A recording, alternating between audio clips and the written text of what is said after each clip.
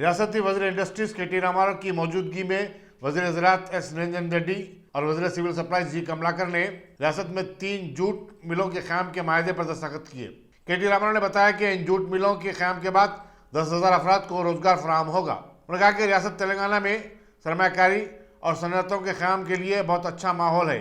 हजारों एकड़ अराजी पर फूड प्रोसेसिंग यूनिट कायम किए जा रहे हैं। आत्मनिर्भर भारत, जैसा अभी हमारे एग्रीकल्चर मिनिस्टर साहब ने कहा, आत्मनिर्भरता जो है, सेल्फ रिलायंस जो है, वो हर क्षेत्र में होना चाहिए। जैसा अभी उन्होंने कहा और सिविल सप्लाईज मिनिस्टर ने कहा, पिछली बार जब कोरोना फर्स्ट वेव चल रही थी यहाँ पे, तो बहुत दिक्कत हुआ प्रोक्योरमेंट को लेके, क्योंकि प्रोक्योर तो हम करने के लिए तैयार थे, पैसे लगाने के लिए गवर्नमेंट तैयार थी, बट गनी बैग कहीं नहीं मिल रहे थे, क्योंकि सारे के सारे जूट मिल जो है बंगाल में, बांग्लादेश में है और कुछ इधर उधर है, बट ज़्यादातर वहीं पे है। तो हम कुछ भी नहीं कर सक रहे थे, क्योंकि even when we reached out to jute corporation, even when we reached out to government of India, they said our hands are tight, हम कुछ नहीं कर सकते हैं।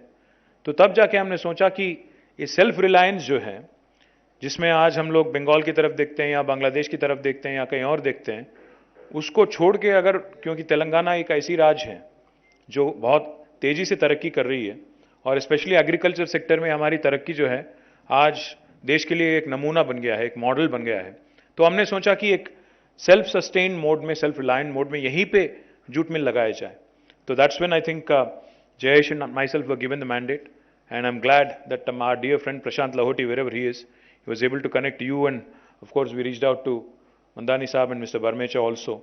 And all three of you today, in fact, have joined us today, and we are signing this memorandums of agreement. The second thing you said, which again is going to help the farmers of Telangana, మన మంత్రి గారు గౌరవనీయులు నిరంజన్ రెడ్డి గారు చెప్పినట్టు వ్యవసాయ ఉత్పత్తులు, వ్యవసాయ దిగుబడులు తెలంగాణలో ఈరోజు ఇబ్బడి ముబ్బడిగా పెరుగుతూ ఉన్నాయి.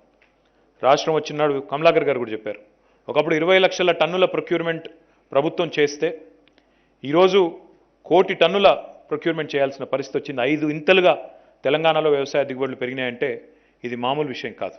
ఇదొక గౌరవ ముఖ్యమంత్రి కేసీఆర్ గారి విజన్కి, మా అధికారుల పట్టుదలకి, మా రైతుల కృషికి ఎన్నిటి యొక్క ఫలితంగా చెప్పక తప్పదు. అయితే కేవలం